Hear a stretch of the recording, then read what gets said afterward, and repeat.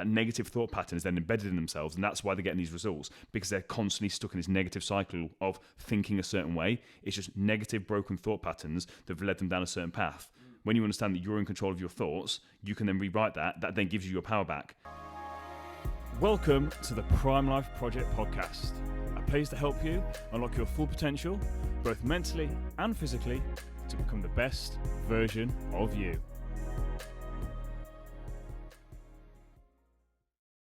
Welcome back to another episode of the Prime Life Project podcast, a place to help you both mentally and physically become the best version of you. I'm your host, Daniel James, and today I'm joined by my co-host, Mr. Mikey Markham. How are we? I'm good, man. How are you? I'm all right, thank you very much. For those of you that are long-term listeners to the podcast, you may notice my voice sounds a bit croaky today.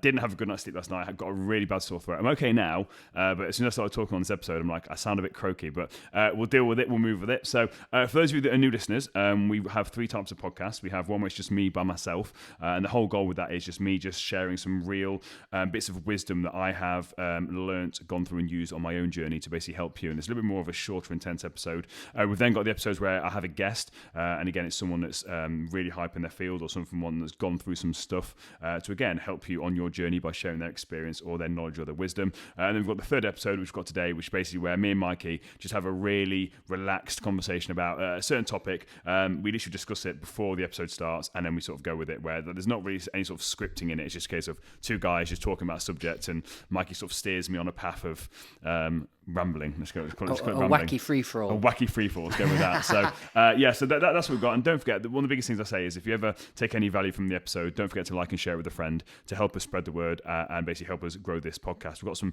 really cool bits of information and things happening behind the scenes. So again, just keep your ears out for that. Got some really cool stuff coming up. So what are we talking about today, Mikey? Today we're going to pick the 3 things that you wished you'd known earlier. So we did it on the radio, didn't we? We did, yeah. Probably a couple of weeks. I miss going on the radio, you know. We've not done it for 3 weeks. Yeah, 3-4 weeks. Like we had the big one on Bank Holiday weekend, and then it's not been back on because obviously with certain events that have happened. I think that was good though. We hit a big high, and then we needed a bit of time away from it to let that do what it does. But we've got season 2 coming out. And even better. I like that. The thing is though, it's one thing where we have really interesting conversations on that. Like I really like the conversations that we do have on that because, as I said, it's just now 5 guys just having a conversation, and kind of all 5 of us have kind of got different views on things. Can you remember one of the conversations that you'd had that caught you out a little bit and made you think, I've not actually reflected on this enough? And when the conversation started having a bit of a back and forth, it started developing more for you, and you thought, oh wow, yeah, this is a really good conversation that I've not thought to have. I think we had this conversation literally just before we started. About mentors. Yeah, that was an interesting one because I've never really role models, role models, mentors. I've never really had a discussion about that. Not really. It's kind of it is what it is. It was funny when he mentioned it to me. He says, "Well, what is a role model?" And I was just sort of listing off everything that I had in my head about. Well, it's this, it's this, it's this. And then when yourself and then Frisco went, and we all had a bit of a more depth of what a role model actually is, it was really refreshing to think, oh, that was a limiting belief.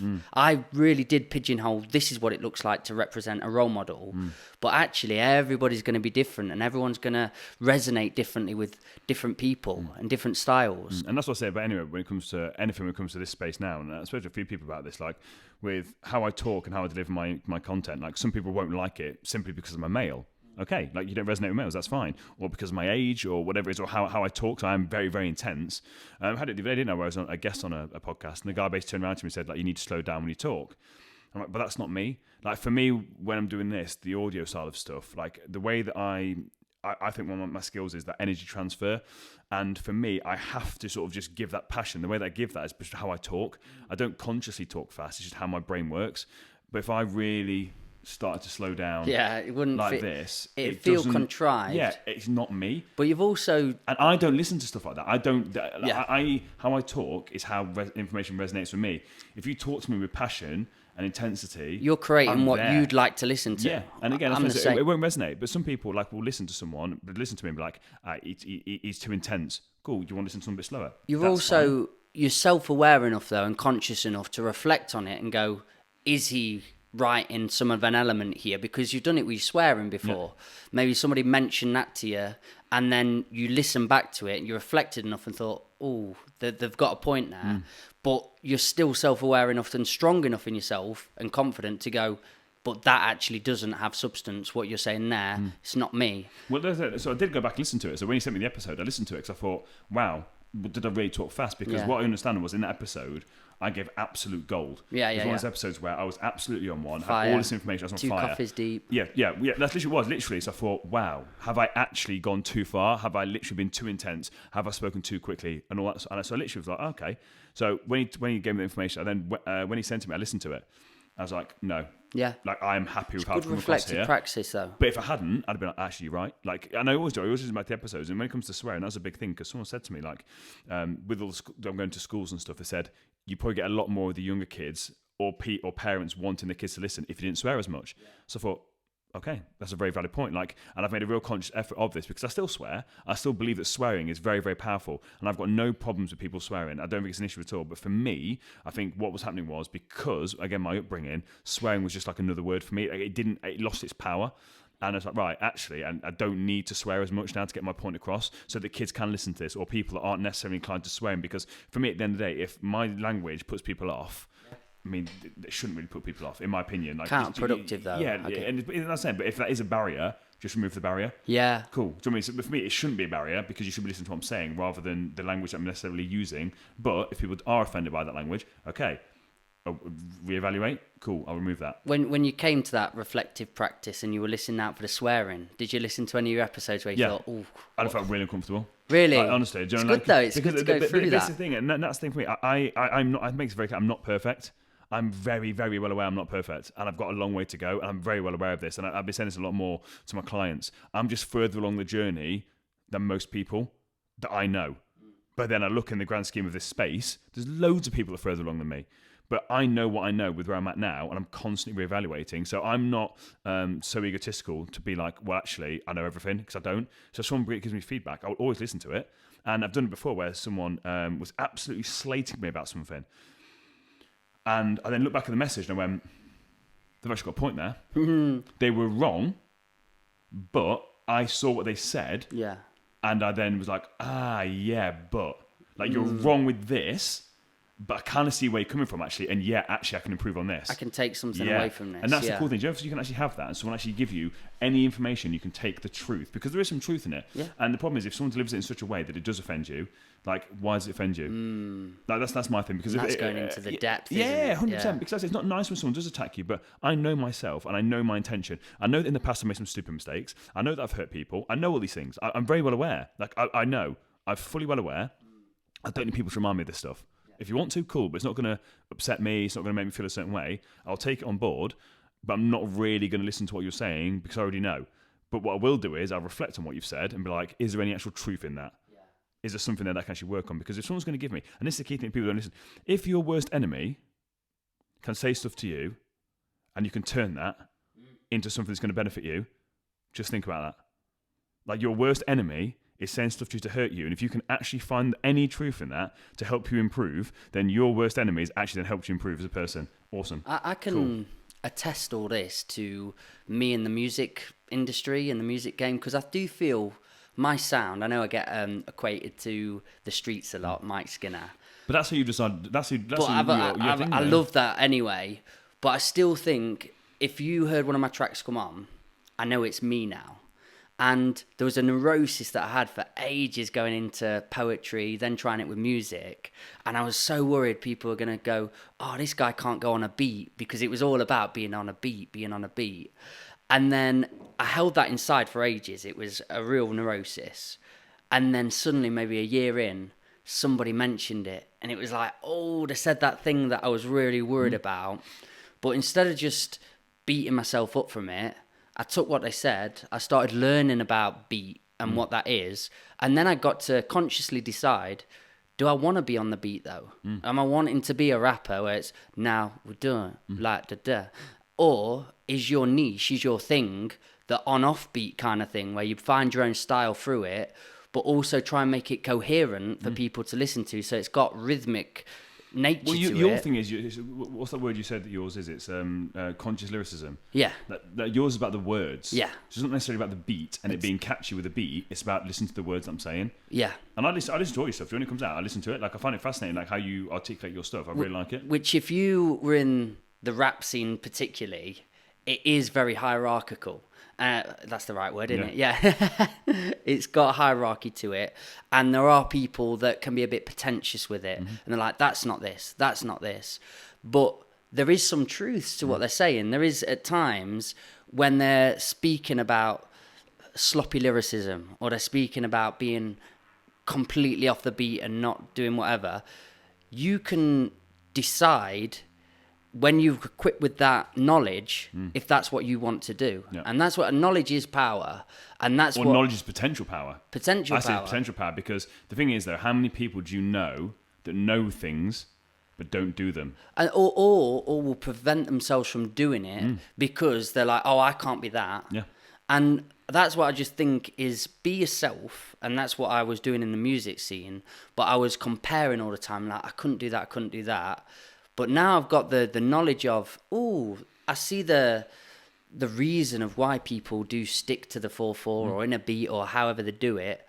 But also I've got to decide, and I've chosen to go, I want to do it my way though. I like going this way about it. And it's being equipped with everything and It's about making being a decision. I'm being authentic. Yeah. And that's the thing, you got a choice. So someone said to me about swearing.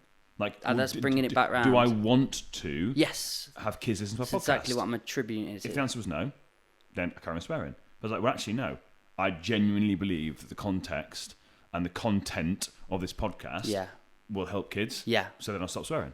Or make a conscious effort not to swear. And then when I do, I'll make sure that the swear words are used correctly, because at the end of the day, everyone swears. So I don't believe we should sugarcoat kids from swear words, because everyone swears, but they need to understand how to use them correctly and to actually use them with power and what they're designed to do, if that makes sense. So that's the thing when I go into schools, and I've got an activity where I basically say to them, like, they can say whatever they want, and if they choose to use a swear word, it's working about beliefs. So I basically say, like, success is, and they've got to have a think, people are, and school is, teachers are, and they've got the first word that pops into their head, they've got to write it down. But my whole thing is, you have to then be able to back up what you're saying. So if the first thing is, like, people are dickheads, okay, why? Because if you're just going to throw that, people are dickheads, they usually use the C-bomb. Okay, if you can use that word, why? Back it up and say, I don't know. Okay, that's not good enough because you haven't thought about it. I want you to actually, is this word, why have you used this word? Because if you can actually understand and articulate why have you used that word, then cool, you understand you're using that word in the correct context. That's fine. Because the consensus there, that's one of the sharpest, hardest words to call someone. And if that's your genuine feeling on what you see people are, then you're going to have an emotional attachment driven for that. Or people that, why? Oh, I don't know. Well, that's not good enough. Yeah. That's like, okay, that may be what you think people are, but if that's your genuine belief, you then need to ask yourself, why? Yeah. Why do you actually think that? And then the whole point of that is then looking at limiting beliefs. And basically, if you walk around thinking all people are that, and all teachers are this, and all money is evil, then those beliefs are going to literally limit you. Self-limiting beliefs. Self-limiting. You're doing yourself limiting. You're limiting yourself with your beliefs. So I'm basically trying to get them to unpick this sort of stuff, because especially with the schools I go into, again, they're not necessarily in the nicest areas. Like, they have got so many self-imposed beliefs, and they don't realise that they're holding themselves back, which again is what they learn from their parents and blah, blah, blah. So that's basically why I do that. So I think it's a really powerful thing to do, to actually be able to use words and back up why you use them. And again, linking it all the way back to stuff, like, that's one of the biggest things I try and do. Is everything I do, I'm always trying to improve myself. We had a conversation about this before, about improving the podcast. I'm always looking to improve. And that can be hard when people are giving you constructive feedback or whatever it is. And when I get it as well, it's still sometimes hard for me to hear, especially if it's something I'm passionate about. Yeah. But I've got to a place now where it's like, no. Like, this person's they've got some truth in it. Even if they're attacking me, they'll be attacking me with some truth in there. They're just saying it in a horrible way to hurt me. Yeah. Does that make sense? Yeah, the truth is constant. Unless you talk about someone's appearance and stuff, I don't agree with that in any way, shape or form. If someone can't do anything about it and you're just attacking them for that, you don't need to find the truth in that. That person's just a horrible human being. But do you know what I mean? Like, if someone's actually attacking your service, how you've delivered something, like just all these sorts of things, your appearance. For example, if someone said to me, like, you really, really scruffy you are, and I took a look, I'm like, actually, yeah, do you know what? I probably could trim my beard more often. That's a very valid point, because how do I want to come across? If someone thinks I'm looking scruffy, then other people think I look scruffy. Okay, do I want to look scruffy? No, I don't. I want to look quite smart. Okay, So if I care about that, I'll do something about it. But if I've literally just had my beard trimmed in the line at my barber, and someone says that to me, okay, well, you just don't like beards. Like, I literally look really fresh, and you're saying I look scruffy.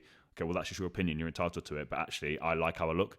And that's the thing. It's just asking yourself, again, kind of linking back to, what do you want? And this is the problem. People don't know. So they're not self-assured enough. So when people give them that feedback, they change their whole being. You get boyfriends that say to their girlfriend, oh, I don't like your hair that colour. Literally had this on the call the other day. Again, I'm not going to mention names. Had someone on a call, someone from Instagram, been chatting away, struggling a little bit. So I was like, right, let's jump on a call and have a bit of a conversation. Again, completely free of charge. I want to help them out with some stuff. Long story short, they've got dark hair, and then basically they got with their partner, and then basically the partner turned around and said, oh, I don't like your hair colour, that colour. Okay, so then they dyed their hair, and then it's, oh, no, I prefer it how it was. In my head, I'm thinking, you've got with this person for a certain reason, they look a certain way. You've got no right to then tell that person they need to change. That's not okay. Like, you knew what that person was before you got with them. It's like someone getting with me and saying, oh, yeah, I like your tattoo, and then as soon as you get me, I don't like your tattoos. Yeah. Well, you knew what I was before then, if that makes sense. And actually trying to manipulate someone like that. Seeing how far you can turn somebody into... My whole point with this was, I said to them, I said, like, the whole thing that's happened was she doesn't know who she is. Yes. Because I turned around to her and said, do you know if you turn around to me and said, I hate your hair, you need to shave it off? No. I don't like your tattoos. Well, you're a plonker. Care. You got with me. Yeah, that's what I said. I don't care. Yeah. Oh, you need to lose some weight. I don't care. You're too muscly. I don't care. I don't care. I'm that self-assured that I am building the life and being the person I want to become. If you don't like that, that's a you issue, not a me issue. But that's where I'm at. Where if I don't have that and you turn around to me and like, Dan, you're looking a bit chubby there. I'm like, well, do I value your opinion first of all? Yes, I do. So I'm like, okay, well, actually, Mikey's got some point here. And then I'm like, why am I looking a bit chubby? Actually, I've gained 20 kilograms. Yeah. Do you mean it's understanding? But you've got to be able to context is key, isn't it? Context is key here, and a great, for the podcast, we want this to blossom into something phenomenal and forever thing. And having those honest, deep conversations where we can keep on considering it, growing it, building it, that's really important. But if it's just bang on somebody's appearance, then what is the context there and why are you doing that? Is it for them, genuinely for them, or is it for you? And I think if you creep into it as much as possible, it's more often for the other person than it is for them. And that's why, again, before we started this episode, me and you had a very serious, a debrief about where we're at with the podcast and where we want it to go, and basically some areas to improve on. But at every step of the way, we were both under the impression, and the general consensus of, we're both doing this to improve on the same journey. And at no point was there any attacking. I like that the philosophy, lead with love, and that's what we were doing. We were going, this is a loving place because we know what it is and we know what it want it to be. And the same with if it's coming into someone as parents or how somebody's conducting their life. Is it leading with love? Are you going forward and going, just because I love you, I want this for you? But there's a way of doing it rather than, no, I don't like that. Let's use a scruffy example. Like, you said someone looks scruffy. That's your opinion. However, if you're a high-end executive and this person literally dresses really scruffy, as in like they're a bit dirty, their clothes are mucky, like there's dirty shoes, and they've got a big appearance or a big job interview, you then giving that feedback is constructive and that's helping that person. That's not your opinion of you look scruffy. That is, you're wanting to do this thing here.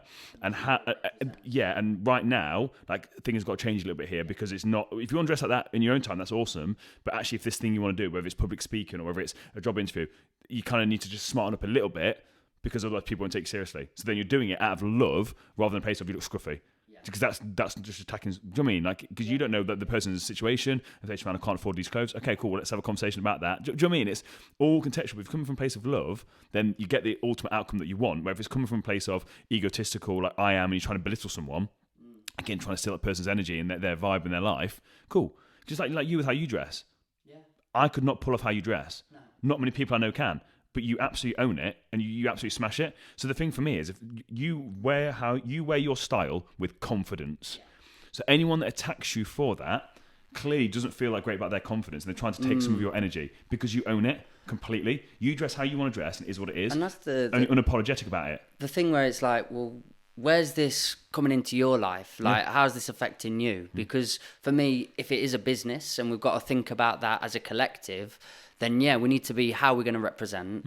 But if you're just picking fault for no reason other than that's how I see it and that's how I want to express it, then that needs a long check-in on yourself rather than the other person. It's only happened once, hasn't it, when we went to Audi headquarters? Yeah, and that's the only time I've ever said to you, Mike, we need to dress a bit smart here. Yeah, and I was going to anyway, I promise you. Yeah, but you deal with that though. But that's, again, me as a leader, Yeah. to be like, because like I said, it's one of the things where it has to have you have to have a conversation with it. But it wasn't me saying, Mikey looks scruffy, and we've got to up her game. It's like, no, Mikey, just so you know, like, I'm going to be dressing up here in a shirt. You've never seen me wear a shirt. It's like, I'm wearing shirt and jeans. I don't care really what you wear, but we've just got to go a bit smarter. Cool. So both on the same page. So I'm not rocking up in shorts and t-shirt and then you're in a full suit. Do you know what I mean? It has to be a case of like, just so you know, this is kind of what I'm doing. Cool, done. And it's come from a place of love. We're on the same page. Cool, you move on. That's how it needs to be on that sort of level. And I think it's a key thing here. This is, again, the question asked me about 3 things I wish you knew sooner. Responsibility is my third point was responsibility. And it's just taking responsibility for things and your life and how you actually want to live your life. Because like, link about this whole situation we're talking about, like these conversations, it's you have to take responsibility for the life that you want and then structure your life that way. So someone said to me the other day, like, you live an amazing life. And again, like, that's their opinion of it. Cool. Like, I'm literally just starting out on literally now this next chapter in my life. I've got some, again, think like this year, I will be in this year gone on 6 holidays. But that's by design. Yeah. I've designed it that way. It's not by chance that these things have happened. And it's for no other reason than that's how I want my life to look. And there's reasons behind that, if that makes sense. And everything that I do is by design. Like, as soon as we finish this, I've got a mentor call. Like, all my life is designed how I want it to be designed. Yeah. But that's I've had to take responsibility because I wasn't living the life how I wanted it to lead. Like, my life wasn't how I wanted it to be. And obviously the thing that happened when we left the gym, that was a massive thing for me. And in hindsight, that was the best thing that's ever happened to me because I really wasn't living the life how I wanted it to be. My schedule was very conflicted with stuff that I didn't really want to be doing. Now I'm in complete control and I do what I want to do when I want to do it. And it allows me to do the things I'm good at, which is creating content, which is helping people, which allows me to do things like jump on free calls with people if they need that bit of help. Obviously, I don't do everything for free, but if I really see someone struggling that much, go jump on a quick call. Whereas before, I couldn't really do that. So I've designed it the way that I can do what I'm good at, which is helping people and actually creating the content, like the podcast, like the workshops I do with my clients. Like, it allows me to actually do what I want to do, which then puts me in this good energy state, good flow state. I can help more people. But it's by design. On that, I was just wondering if there's anything that you say you're the creator of your reality and you're building this reality. If there's ever a time where something gets in the way of that and then you have to focus on that thing, how does that affect your mentality then? If it's ruptured into the day that you'd carved out and then something throws a curveball, how are you battling that? Prime example today. So today, I literally was meant to be getting up. I'm doing morning cardio every morning for 45 minutes. But yesterday, so I did my Instagram live. I was recording this on the Thursday. I did my Instagram live, and then on Wednesday night, Instagram live, and then straight into a workshop with my clients. So that's how it works. So I use the Instagram live as a bit of a warm up. So I'm buzzing, I'm getting going, and then I go straight into a workshop. Had a great turnout for this workshop. I was absolutely buzzing. And I was just a bit like, I'm feeling a bit tired. Like, I felt a bit run down, and my throat was hurting a bit. So I was just like, I'm going to have a line tomorrow. So my plan was to line. I normally wake up at 6 o'clock. My plan was to wake up at 7 o'clock, do my cardio, come here. I've got a morning routine now. We spoke about this before about the fluidity, but now I've constructed my life. My morning routine is now an hour. It's an hour, and in that time, it encompasses everything, like the studying. So I've really studied and doing all the stuff I'm doing, meditating, blah, blah, blah, blah. And then I was like, right, I then literally carved out 5 hours of my day before this podcast to study and really catch up with some stuff that I need to do. Like, I'm quite far behind on some stuff I need to be doing. So I thought, cool, carve the day out. Literally didn't get out of bed till 10 o'clock today. Okay, yeah. I've done nothing on my list, but I have done some things that weren't major on my list, but I've done some stuff. Am I freaking out about it? No, it is what it is. So for me, it's like, you can't get so caught up in like, this is how my day was meant to be. Have I done any cardio today? No. I didn't sleep well last night at all. That's one of the things where my listeners will understand this. I talked to Mike about this, where you kind of have that weird like flu-like thing overnight where you don't sleep, you're sweating, and you think, oh my God, I'm going to be ill for the next 2 months. And then you wake up and you're fine. That's kind of how it's been. Apart from now, my throat's just a little bit like scratchy, but that's it. But it's like, I then couldn't mentally, even if I'd woken up at 6 o'clock, with the night's sleep I had, I couldn't mentally do what I was meant to do today because it requires all my energy, attention. Like, it's really intense stuff I've got to do, like digging deep and doing all stuff. Couldn't do it. So it is what it is. Like, if something comes in, knocks me off, cool. I can't do what I wanted to do, but what can I do? Because I could have literally stayed in bed all day and moaned and cried and been like, oh, blah, blah, blah. No. Right, I've actually done quite a lot of productive stuff for my business. It's that, again, quote sort of, if you change the way you look at things, the things you look at change. Because I was equating it to when I'm working with the kids, I build this sort of this is what we're doing, this is how it looks. But the malleable nature of children is they might just not turn up, or they might turn up dead late, or they might be really aggressive and want to fight with this kid. And that sort of impedes into my mentality at times. But you've got a nice philosophy there. It's like, it is what it is. You just got to change. This is what we're doing. You're setting out to do the best you can do. And that's on them where they're at. Because I bet you get it with clients, like they're not on a good day or whatever. You're set out to do this talk and you've got it all ready, and maybe they're not ready to receive it or however, but you've got to just play your game, haven't you? And do the best you can do. Yeah, you've got to meet people where they're at. So, like, so you're right there, and you've got this whole session out for these kids, and they all come in, they're super aggressive. Cool. Well, if you then try and force how you're feeling on them, it's not going to be well met. So you've got to meet them where they're at. You've got to meet them with their level of aggression. And what I mean by that is, like, come to that with compassion, see where they're at, nurture that, and then try and get them out of that. Yeah. That's all you can do. Like, and like I said, or the ultimate, they come up and they're absolutely buzzing, and they're meant to be doing a bit of a serene thing. And then, cool, you get yourself onto that high level. Like, right, cool. Then it's just slowly bring it down again. That's the responsibility, isn't it? That's good what you're saying. You can't do anything about other people. Yeah. But like, if you've got a goal and an outcome, and again, we talked about this off air about being a leader. The whole thing of being a leader is you've got an outcome you've got to fulfill. How you get to that outcome, as long as it's ethical, doesn't really matter. It is what it is. Like with the podcast, like we've got goals. How we get there, I ain't got a clue. Like the vision I've got for this podcast, do I have any idea how we're going to do it? No. But I know that's where we're going, and that's what I said to you about the creative freedom. Like, we both know where we're going. Cool. How we get there is irrelevant. As long as it's done ethically, in the right way, and within our morals and values of what we're trying to create here, I don't care. Yeah. Same with my company, the Prime Life Project. Same with me personally, where I'm trying to go financially. Right, I have massive financial goals. Do I have any idea how I'm going to get there? Absolutely not. No clue.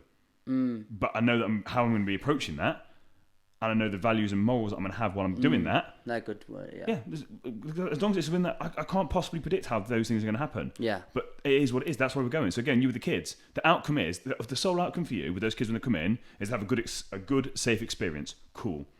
Now, you've got parameters that maybe some days you do with the little circle or the cooking. So you've got parameters of kind of how it's going to look, but that doesn't mean it has to be that way. The goal is that they have a good, safe thing. Yeah. And if it doesn't go how you want it to go, you then take responsibility. Right, that didn't go as planned. That was actually an absolute shit show. Yeah. Again, talk about swearing. Again, but that'd be a thing. But it's a good example for it. Right, that was horrific. The kids actually didn't have a good experience at all here. Yeah. No one had a good time. Right, I take full responsibility for this because I'm the leader. What went wrong? You don't have to see it as blame, but you just see it as responsibility because, again, say a facilitator didn't turn up, or the kids had that attitude and it wasn't going to shift. You kind of go, okay, I see that for what it was. I'm going to take responsibility next time. I'm better in this.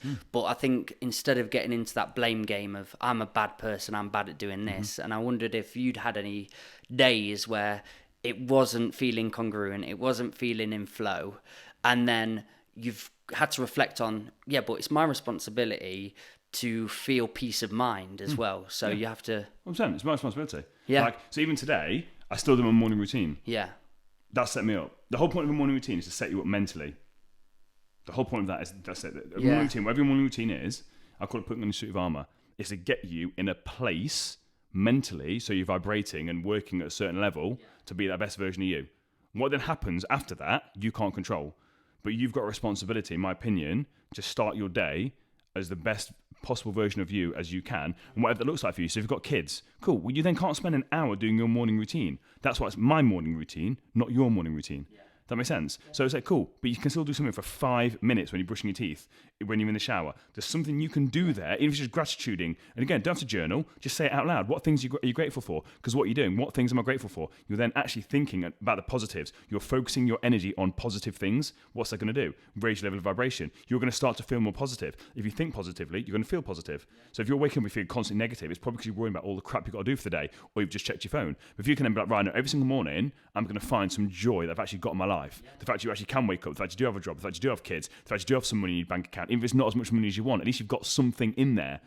Do you know what I mean? There's all of these things. You've got a roof over your head, you've got a car, but you've got a mobile phone, all these things, and then actually looking at the positives, if you just sit with that feeling for a little bit, just for 5 minutes, that 5 minutes puts you in a better frame of mind. That gives you a better head start in the day rather than just waking up and everything being negative. So it's your responsibility to find that time. No one is going to give you that time of being happy, content. No one's going to do it for you. It's no one's job to make you feel happy. It's no one's job to make you feel grateful for what you've got in your life. Only you can do it, and it's hard to do it. And again, to a point on this, that's point number 3. Point number 1 is it starts with you, or starts with me. Like, no one is going to come and save you. Like, one thing I wish I knew sooner is no one is coming to save me. Like, I was, again, depressed. I was literally waiting for someone to come and save me. No one is coming.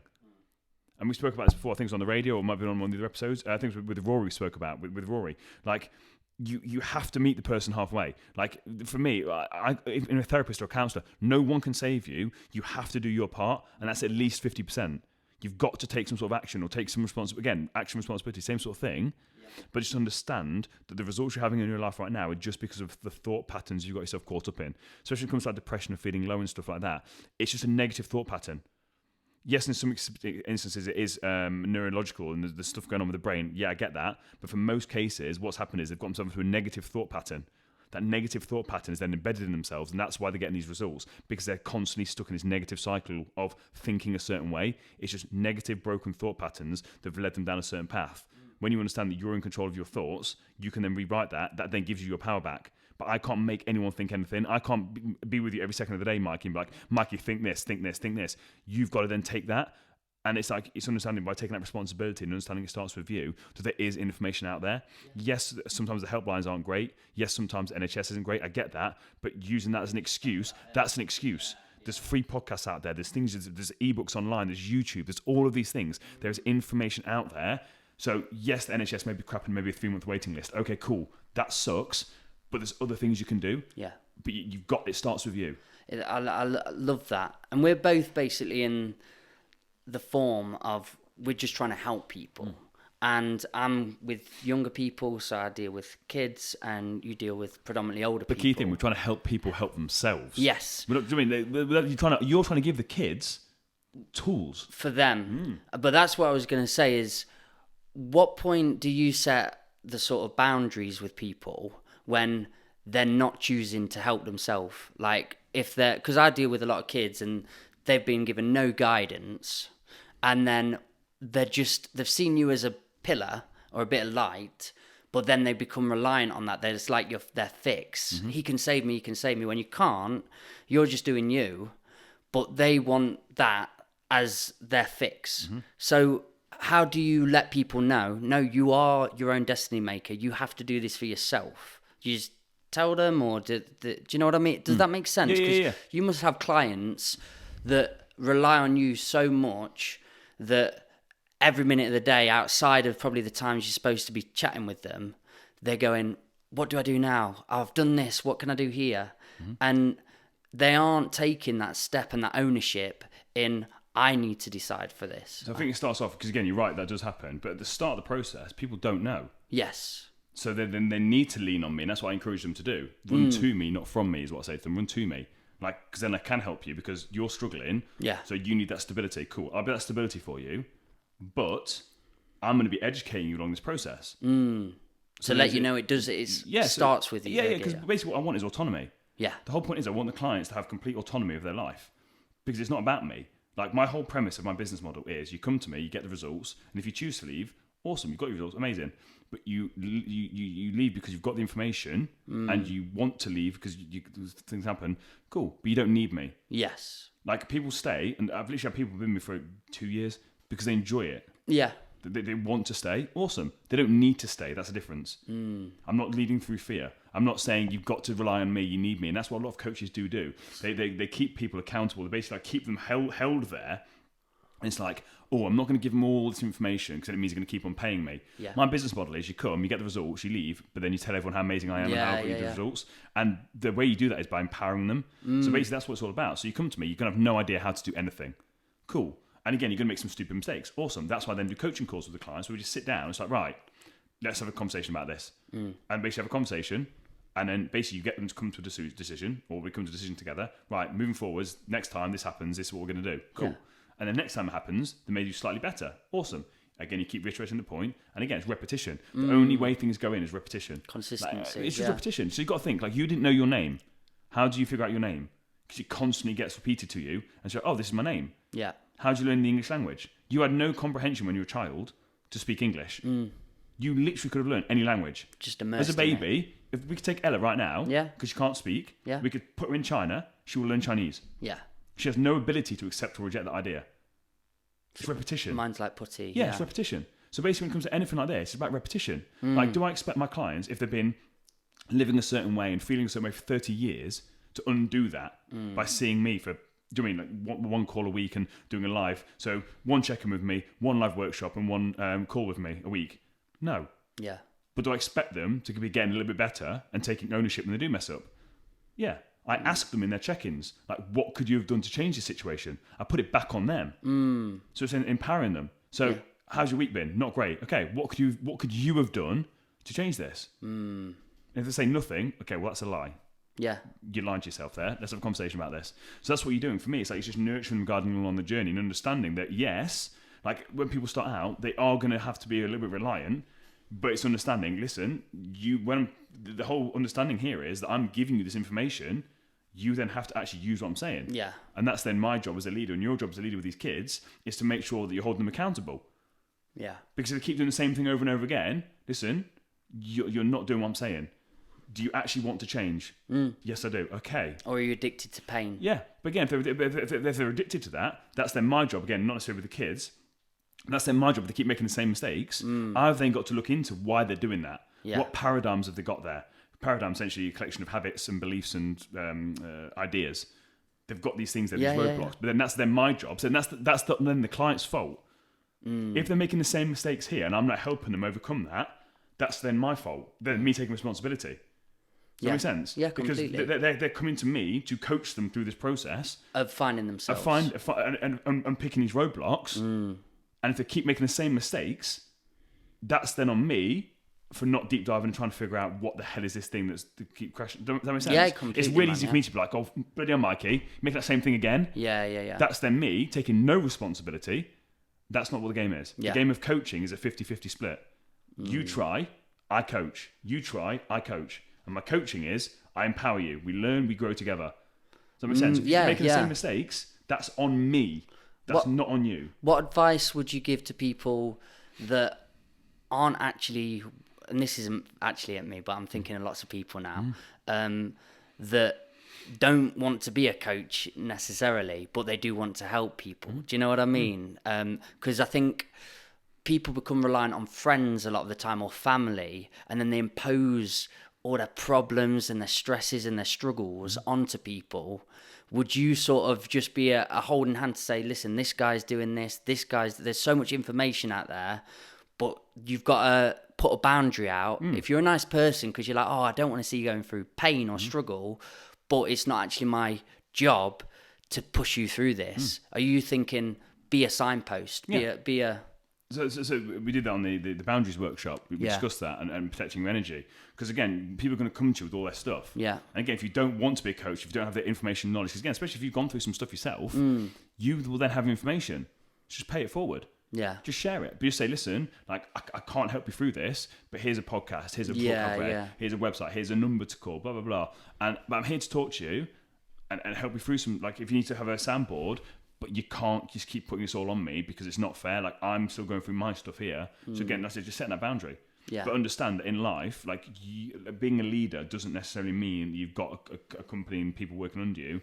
Like in life, if you're doing things that other people haven't done and you are basically, again, let's be honest right now, to step out of the norm, if you're happy, if you've got a good job, if you're content and you're actually just succeeding moving forward with your life, you're going to stand out like a sore thumb. So people are going to come to you and then you will be a leader because most people don't know how to do this. Yeah. So just understand that. It's not a bad thing, but then as a leader, whether you choose to be a leader or not, like you will be a leader in that situation, you then have to articulate your boundaries. That'll alleviate a lot of stress for a lot of people listening to this, I imagine. Just set the boundaries. And like I said, if you not know how to set boundaries, we did a whole episode on that, I think about 2 or 3 episodes ago. Go back and listen to that about setting boundaries because it's really, really important you understand how to do that. Because like I said, people will, and again, because you're a nice person, like you will want to give, but then that's at your detriment. So my advice is don't do that. Like set your boundary. Like if you've got information, pass the information on by all means. Like you want to help these people, absolutely incredible. Keep doing that. But understand there's going to be the detriment of you, and that's not what it's all about. Like you want to help these people. You can't keep what's the word I'm looking for here? Facilitating is the wrong word, but when you keep making them do it, you're allowing them. You're enabling them. Yeah. You're basically being an enabler. if every time they've got a problem or an issue, they keep coming to you, you're just enabling them to not take responsibility. So you have to then just put the question back and just, again, ask the right questions. So when these things are coming to you, just ask the questions. Well, what do you think? How do you think you could have done this? Just put it back on them and then just see what they come up with. Yeah. And then if they're taking no responsibility, then have some balls and say, yeah, but you're not taking any responsibility here. Like, this happened with the last boyfriend that you were with. Yeah. Like, can you not see the pattern here? But people won't want to do that. But like we said, literally like we said at the start of this episode, if you genuinely care about that person, you will say that. But you'll say it in a very constructive way that's going to help that person with love, rather than you absolute idiot, you're doing it again, you're so stupid. You're trying to get them to come to the idea themselves. Because again, the best way to teach people is to get them to learn themselves. So if you're then asking these right questions and they come to that realization themselves, oh, I'm the problem. I've done that thing again. Well, actually, I've got massive commitment issues and I've met this amazing guy or this amazing girl, and actually it's 3 months in and I've now freaked out and I've pushed him away. I've done it again. Cool. You now know. You can then do something about that. Rather than constantly allowing them to moan and moan and moan and you're just thinking in your head, God, they're doing that thing again. Just tell them. Yeah. If you're a good friend with them, like, just again, being a leader, just communicate it. And that's why, again, I spoke about it multiple times, communication. People don't know how to communicate properly. And that's one of the biggest things people struggle with, is actually the art of communication. But you've got to come from it from a place of love. Is that on your list? Or? No, it's not. This is my final point on this, because we start wrapping this up in a second. I've got a mentor call. You can control your thoughts. So my 3 points, the question was, at the start of this, we've gone all over the shop, I love this. 3 things I wish I knew sooner. Number 1 was it starts with me. Number 3 was responsibility, taking responsibility for myself. Number 2 is actually you can control your thoughts. So you can't control what pops up, but you actually can control if you actually give that thought attention. So again, we've done whole episodes on that, but again, it's a real powerful thing for me, those 3 things. Anything you want to finish up on? Mate, I think that's a powerful episode. You got to chat now again. Oh, mate, honestly, we both said before this episode, I really wasn't feeling. How long's it been? We're on 41 minutes. 41 minutes. 41 minutes. But like I said, I wasn't feeling it, but like I said, it's just this stuff just comes over me when I'm talking. I just love it so much. It's good, man. And like I said, I'm never coming from a place of preaching. I say this multiple times. Like me and Mikey, any of my guests, we're never trying to preach. It's just a case we're just trying to help you guys. And sometimes you've got to hear some things quite raw. People sugarcoat a lot of stuff, and I'm not here to sugarcoat things. Again, the vast majority of the listeners, I don't have a clue who you are, and I probably never met you in my life, but just know that I genuinely love you and I want you to win. And when I'm doing this stuff, it's genuinely because I've been there, and all I'm trying to do is be the person I wish I had, giving me the information I wish I had when I needed it most. That's all we're trying to do here. Mikey, where can people find out more information about you? I'm the Old Farm Bus, Rhythmical Mike. There we go. And don't forget to follow me on Instagram as well, Daniel_James_fitness. Until next time, take it easy.